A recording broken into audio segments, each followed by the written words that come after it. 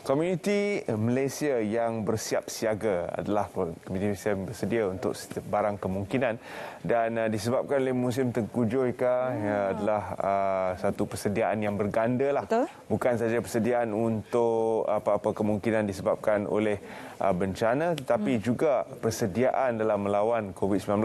Jadi kesiapsiagaan ini diterapkan menerusi agensi pertahanan awam dan juga agensi-agensi lain sebenarnya di dalam komuniti.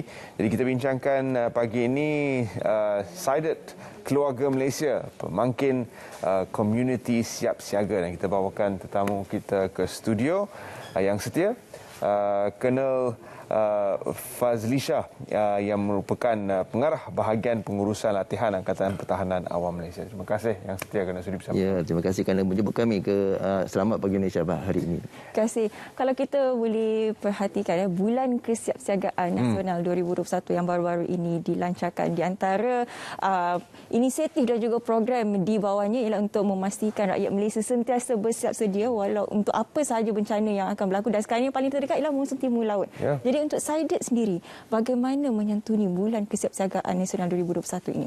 Baik, sebenarnya hari ini kita bercerita berkaitan dengan SIDET Keluarga Malaysia. Baik, saya terangkan dahulu apakah itu SIDET. Mungkin para penonton nak tahulah SIDET itu apa.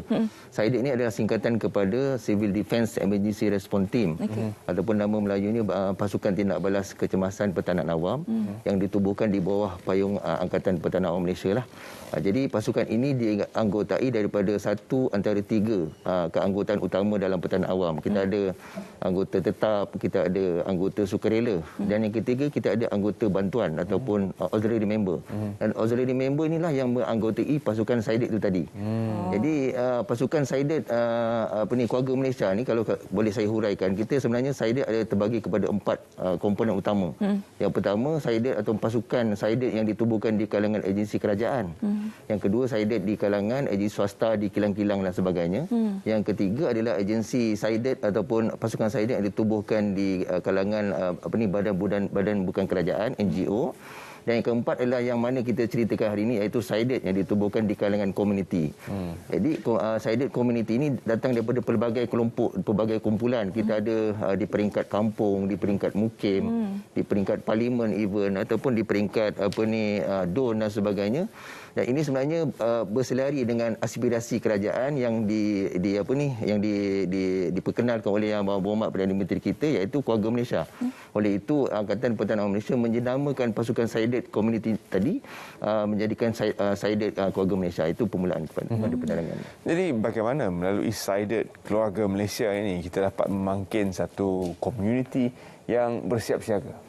Baik, pasukan SIDET seperti saya sebut tadi ada di pelbagai peringkat, dan mereka ini akan dilatih dengan ilmu pertahanan awam dan ilmu berkaitan dengan pengurusan bencana, pengurusan kecemasan. Oleh itu apabila pasukan ini telah dilatih, telah ditubuhkan, sudah tentu kesiapsiagaan itu akan meningkat. Maknanya dengan latihan sedemikian, apabila berlakunya bencana, pasukan ini boleh bertindak lebih awal, responsif kepada apa bentuk kecemasan yang berjana di kawasan komuniti setempat sebelum pasukan penyelamat utama tiba, contohnya datang daripada APM dan sebagainya. Jadi itu adalah boleh meningkatkan atau memangkin kesiapsiagaan. Itu yang pertama. Yang kedua, apabila pasukan ini ada di kalangan rakan-rakan mereka yang menjadi ahli kepada pasukan SIDET, keluarga mereka, dan mungkin anak saudara mereka menjadi ahli kepada pasukan SIDET ini akan lebih menarik minat masyarakat setempat, ingin tahu dan ingin terlibat langsung dalam bersama-sama dalam pengurusan bencana. Dan oleh itu dia akan meningkatkan rasa kesukarelawanan. Seterusnya dia akan terus pasti akan meningkatkan kesiapsiagaan rakyat. Kita jaga kita apabila berlakunya bencana yang mungkin kita tak tahu akan berlaku kelak. Bercakap mengenai kita jaga kita, memang ramai sebenarnya yang ingin menawarkan diri untuk menjadi sukarelawan. Jadi kalau sekarang ini dah berapa ramai keanggotaan, dan adakah SIDET ini akan berkembang lagi selepas ini? Baik, SIDET ini macam saya sebut tadi, kita ada 4 komponen utama. Kita ada pasukan hampir 257 pasukan SIDET yang merangkumi pelbagai kumpulan itu tadi, termasuk SIDET Community ataupun SIDET Keluarga Malaysia. Dan baru-baru ini, minggu lepas saja, pelancaran atau penubuhan terkini yang telah dilancarkan oleh Yang Berhormat Datuk Dr. Latif Ahmad, iaitu Menteri Tugas-Tugas Khas yang menjaga ataupun kustodian kepada APM. Beliau telah melancarkan penubuhan 44 Sided baru ataupun sided keluarga Malaysia yang terkini di kalangan parlimen. Kita target kita adalah keseluruhan parlimen 222 parlimen menubuhkan pasukan sided keluarga Malaysia ni. Jadi itu adalah sasaran asal kita atau sasaran pertama kita dan kita akan kembangkan lagi. Dan kalau boleh saya sentuh keanggotaan di kalangan empat kumpulan sided tadi, di kalangan government, swasta ataupun di kalangan NGO dan juga sided community atau keluarga Malaysia, kita ada hampir 7,000 lebih keanggotaan yang telah pun menyertai sided seluruh Malaysia. Jadi apakah syarat-syaratnya untuk menjadi sebahagian daripada sided? Adakah kita perlu ada latihan asas sebelum menyertai atau bagaimana? Baik, yang pertama sekali sudah tentu mereka hendaklah warga negara Malaysia lah. Sebagai asalnya. Yang kedua adalah dari segi umur. Kita tengok mungkin kalau menjadi anggota sukarela APM, mereka hendaklah berumur 18 tahun ke atas dan kurang daripada umur 60. Tapi pasukan sided ini berbeza sebab dia melibatkan kelompok yang besar, komuniti kita. Jadi kita tak nak meminggirkan macam mungkin warga emas yang mungkin apabila selesai pencen dan sebagainya, mereka nak terlibat dalam proses-proses membantu ketika berlakunya bencana. Jadi had umur dan sebagainya kita longgarkan sedikit. Yang penting dia boleh menyumbang. Dan selepas itu kita akan selesai keanggotaan penubuhan pasukan sided itu tadi. Kita akan memberikan mereka latihan lah, tu asas yang kita berikan. Dua komponen utama latihan yang akan kita berikan.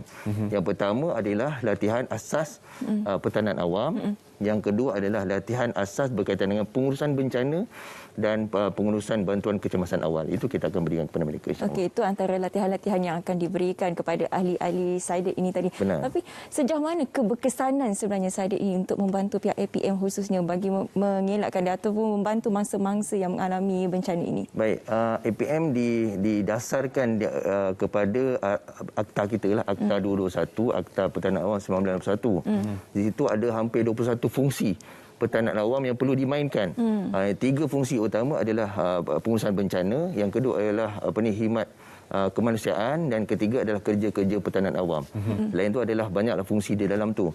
Jadi ketiga-tiga ini hendaklah dimainkan oleh pasukan sided itu tadi. Jadi mereka boleh berperanan sebelum, semasa dan juga selepas bencana. Jadi banyak perkara-perkara yang boleh disentuh ataupun boleh dimainkan. Sebagai contoh, sebelum berlakunya bencana, antaranya mereka boleh mendapatkan maklumat awal. Mungkin kawasan-kawasan tu ada longkang tersumbat contohnya. Lereng-lereng yang mungkin hendak runtuh, mereka boleh memberi maklumat awal kepada agensi yang berwajib. Yang kedua adalah ketika berlakunya bencana, mereka boleh memainkan peranan yang besar di pusat-pusat pembinaan sementara dari segi sudut kebajikan, agihan makanan dan sebagainya. Itu boleh dimainkan. Dan selepas bencana pula, mereka boleh membantu kita dari segi pasca bencana, membuat kerja-kerja pembersihan contohnya di kawasan rumah-rumah ibadat, masjid, surau, sekolah dan sebagainya, boleh membantu. Dan akhirnya dalam kelompok APM kita boleh bersama-sama dalam pengurusan bencana dan kecemasan yang lebih baik. Jadi untuk para petugas ataupun mereka yang menjadi warga sided yang baru, apakah latihan-latihan mencabar yang menanti mereka nanti? Okey, macam saya sebut tadi adalah dua komponen utama latihan kita adalah latihan asas pertahanan awam. Itu adalah basic. Semua anggota APM juga dilatih asas. Kita beri latihan seperti perawatan awal. Mungkin ada sedikit kawat dan sebagainya lah, kawat kaki biasalah. Tapi ada setengah sided ataupun ahli sided mungkin tidak beberapa fit untuk latihan sedemikian. Kita bagi latihan yang lebih tersusun untuk mereka lah. Yang kedua adalah saya sebut tadi berkaitan dengan latihan pengurusan bencana. Mereka perlu tahu siapa sebenarnya agensi yang terlibat pengurusan bencana di peringkat daerah, di peringkat negeri dan juga di peringkat nasional, di peringkat kebangsaan. Kalau sekretariat pengurusan bencana di daerah siapa? APM.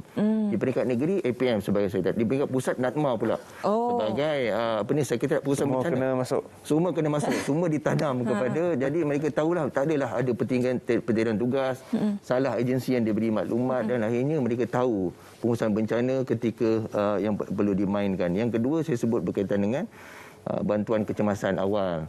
Contoh di rumah berlakunya insiden terbakar, terluka dan sebagainya ataupun sakit dada, kita boleh memberi bantuan, contoh memberi bantuan CPR, memberi balutan awal kepada ini, dan akhirnya masyarakat akan lebih rasa selamat, lebih rasa terjamin, dan insyaAllah SAIDIC ini akan berkembang dengan lebih baik.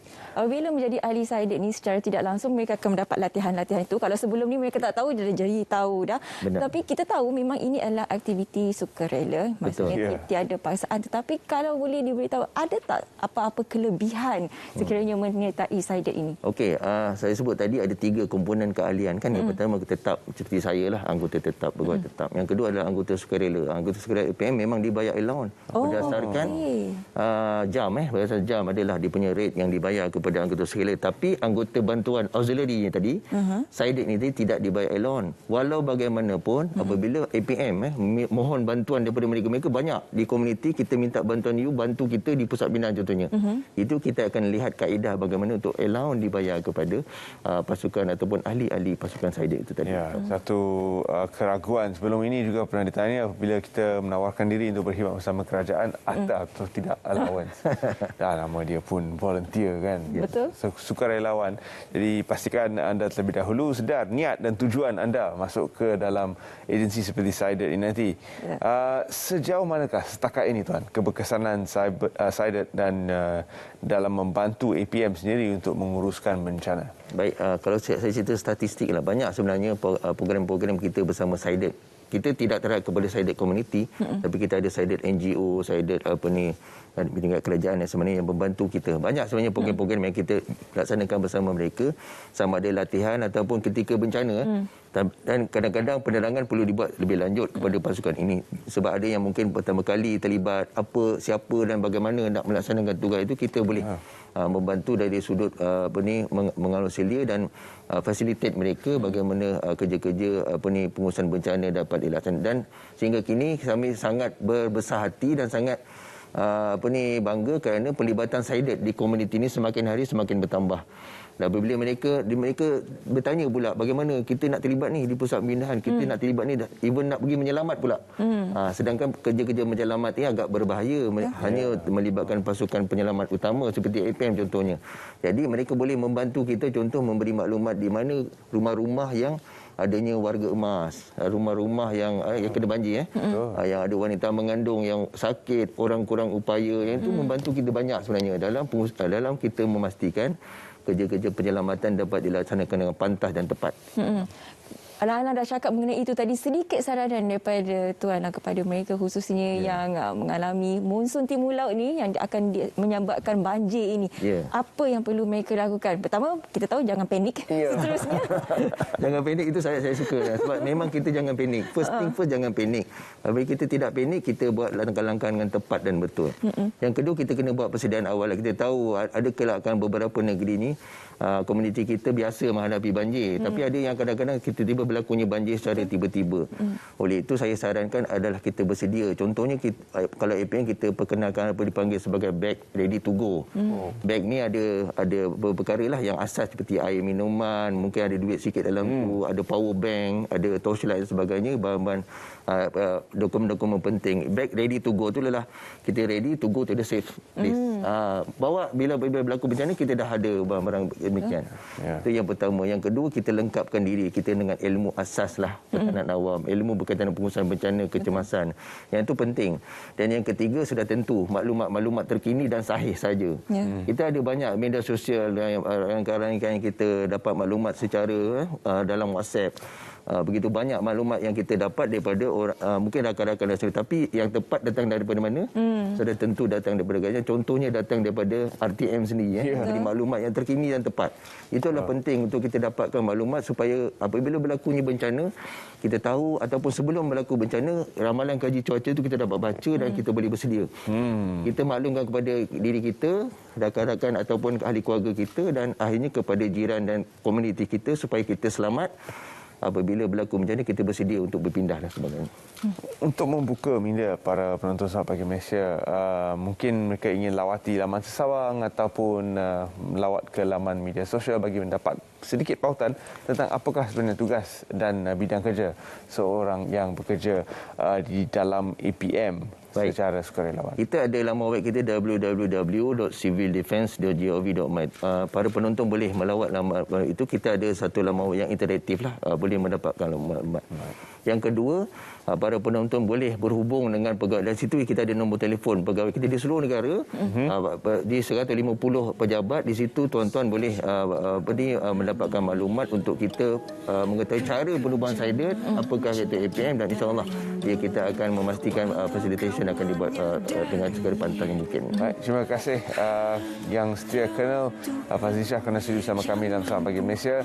Dan kepada para tetamu yang telah kami undang, terima kasih kerana sudi meluangkan masa bersama kami. Terima kasih juga kepada anda, para penonton setia yang bersama kami sejak awal pagi tadi. Seperti tadi kata, beg ready to go. Jadi kalau anda menghadapi banjir, bawa beg itu saja. Tinggalkan barang-barang lain. Jangan nak kemah-kemah baju, barang kemas semua tinggalkan. Yang penting nyawa anda. Ya, dengan itu kita melakukan tirai siaran hari ini. Saya Terence Das. Dan saya Syarika Isak. Kita jumpa.